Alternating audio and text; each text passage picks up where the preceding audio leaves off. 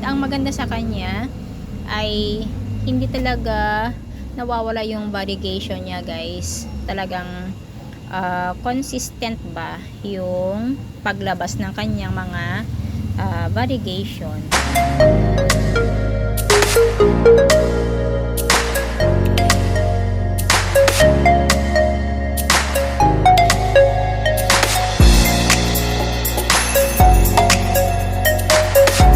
Hi guys! Welcome back to my channel. So for today's video ay aking i-share naman sa inyo itong mga plants ko na talagang happy ako dahil napasama sila sa aking mga collection. Dahil nga kahit yung iba sa kanila ay mga talagang common lang dati or talagang common lang, ay masasabi kong masarap silang alagaan dahil nga kahit hindi mo sila napapansin, ganyan, laging na-check ay okay sila. Ayan. So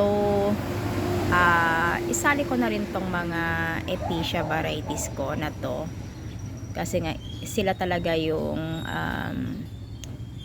kahit kamo, eto common lang to na Epicea, pero pag nagpropagate ka nito, kahit syempre wala pang ugat talaga, yung maipropa mo sa kanya ay mabubuhay talaga. And ito rin itong aking yellow, yan, na yan, continuous pa rin na nagbibigay ng flowers yan. And iba pa yung nandun sa terrace. So itong mga nasa baba lang yung aking naipakita. Ayan. And of course itong bago kong propagation ng pink flamingo. Ayan. So talagang 1 week lang to talaga ay buhay na siya. Ayan. So pang ano na to, pang 2 weeks niya na siya ngayon. So talagang okay na siya, hindi na malambot yung mga dahon niya. Ayan, talagang tayong-tayo na, matigas na yung mga dahon niya. Ayan. So medyo dry na yung kanyang lupa. So kailangan ko na naman siyang diligan. Pero okay pa naman, hindi pa naman siya malambot. Make sure lang talaga na yung ating kukuning i-propagate ay matured na. Ayan, para mas talagang mabubuhay siya. So ito naman nano lang to kasi nabali lang siya talaga itong runner na to. So buti na lang ay okay na rin naman siya, hindi na ganun kabata ito. Ayan, masasabi ko ng matured na rin ito. So ayan, naging successful yung ating propagation sa kanya. Ayan. And next ay itong aking ayan, may flex ko na naman sa inyo itong aking Homa Lumina. Ayan, meron na naman siyang dalawang bagong dahon. So nung last time na na-flex ko siya sa inyo ay ayan, dalawa ulit yung kanyang sabay na dahon, bagong dahon, na ito ay once ko pa lang siyang nalagyan ng fertilizer, guys. So hanggang ngayon ay hindi ko pa siya naulit lagyan ng fertilizer, pero ayan, okay na okay siya. Yung size ng kanyang mga dahon talaga ay ayan, palaki na ng palaki. Ganyan lang yung size ng dahon niya noong binili ko siya, guys. So ayan, yung mga maliliit na yan ang mga dati niyang dahon, maliliit talaga. So ayan, sulit naman na siya ngayon. Yung bili ko sa kanya na 100 pesos noon na maliliit ang dahon, so ngayon yan na, yan, lalaki na ng mga dahon niya. So talagang maganda siyang alagaan kasi talagang hindi siya talaga hindi siya struggle ba na alagaan itong ating Pomalumina bronze. Ayan. And ito ring aking kailan lang na inayos din dahil napaka ano na niya, haba niya. So ayan, medyo pinaano ko to, pinailalim ko yung kanyang yung aking pagtatanim sa kanya, pero marami akong natanggal sa kanya, guys, dahil nga nanilaw na dahil sa kanyang pagkakagalaw. And ito yung maliit noon na puti lang siya na ang liit-liit pa. So ngayon ito na siya, oh. So talagang makita nyo na talagang visible itong magbablock dito sa gitna niya. Ngayon medyo brown pa lang siya dahil bagong dahon pa lang siya. Yan. And then ayan, lumabas naman yung kulay purple, nagpa-purple dito sa likod. Ayan, oh. So siya lang yung talaga makikita mo na visible yung kanyang black dyan. Oh, ayan, oh. So talagang napakaganda niya. And ayan, may mga ano naman, bagong dahon siya ngayon na dalawa, bagong unfurl. Ayan, so talagang nabubuhay naman siya dito. Nagtatribe naman dito itong Noid Maranta compared sa dalawa kong Maranta na yung Lemon, hindi nag-tribe sa akin yon.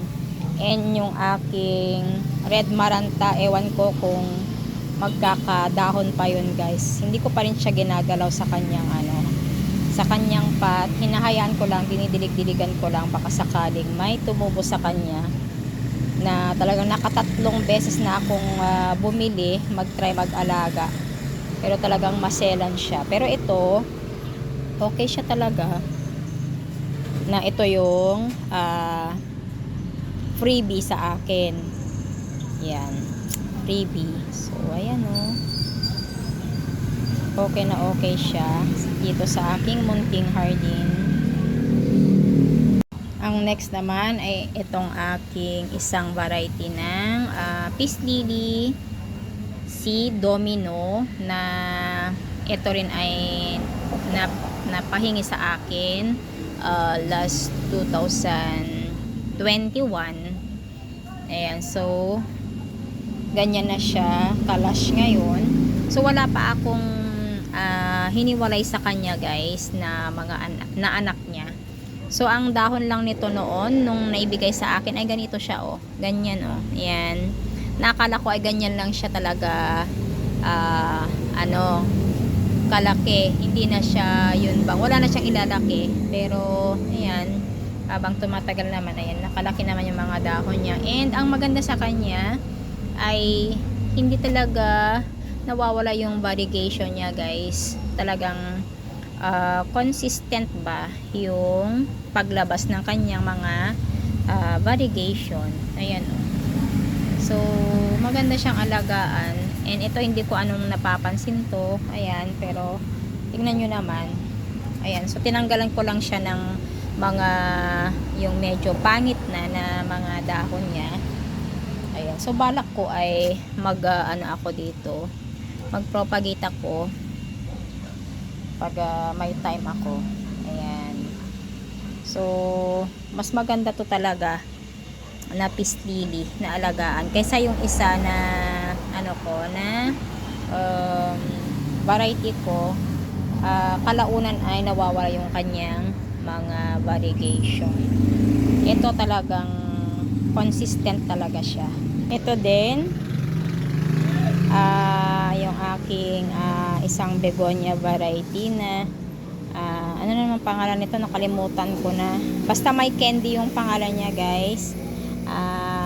Ayan, although hindi niya talaga mailabas totally yung maganda niyang dahon na talagang nagpipink. Yan, nagpipink. Ito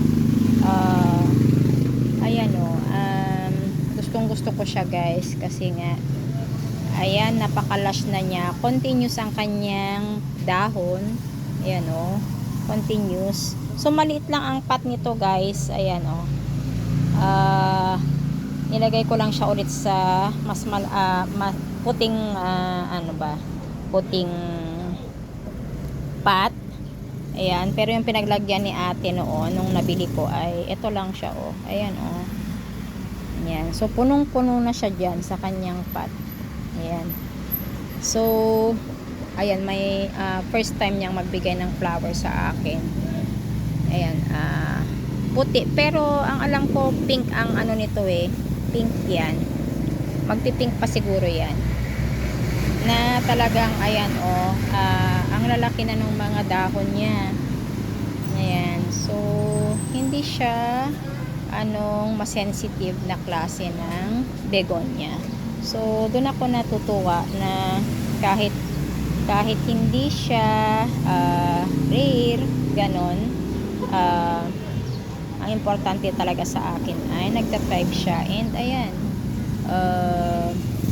masipag siyang magdahon. Ayan. Basta talagang kailangang moist lang lagi ang lupa nila, itong ating mga begonia. Pero talagang merong merong mga varieties talaga ng begonia na hindi ko mabuhay. So, dito na lang ako. At least ay okay naman siya oh. So, naka 1 year na to sa akin. Etong variety na to. Ayan. So, hindi rin siya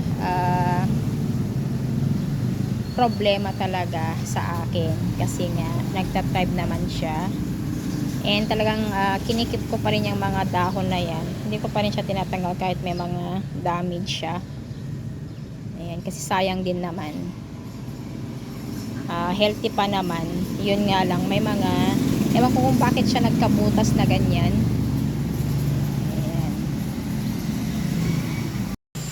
Ito din talagang hindi ko winawala dito sa aking collection, na collection pa ito ng aking nanay nung nabubuhay pa siya. So, ayan, hanggang ngayon talagang kinikip ko naman itong halaman na to dahil ayan, maganda siya talaga, lalo na kapag ganyan may mga babies na siya na nakalawit. Ayan. And ito ay din siya, air purifying plant na kahit common siya ay ayan, napakaganda niya. So, buti na lang ay talagang meron pa rin dito sa aking munting garden to. Ayan, yung iba kasi ay medyo lang, napabayaan. Ito kasi yung inayos ko 2 months ago yata. So ngayon may mga na siya, may mga babies na siya. Pasensya na guys, may nag-aayos dito sa sa bodega. Katabi kami ng bodega, may inaayos, maingay. Ayan, ating spider plant. Ito din, natutuwa ako na napasama din siya sa aking collection, itong si variegated na sleeping photos, or tinatawag din siyang ba yung isang ID niya, Shangri-La ba yun? Pero siya rin lang yan, same din, pero mas kasi ako sa sleeping photos na pangalan niya, mas mas madaling tandaan. Ayan, sleeping photos na variegated. So, ayan, napakalash na niya, and balak ko ay kukunin ko na yung iba dyan and i-propagate. Ayan, antayin ko lang makahaba yung iba niyang dyan, roots, ito sa kanyang latest na dahon. And ito rin itong aking anthurium na Crystal Hope na 7 months pa lang siya sa akin, pero ayan, talagang napakasipag niyang magbigay ng dahon guys.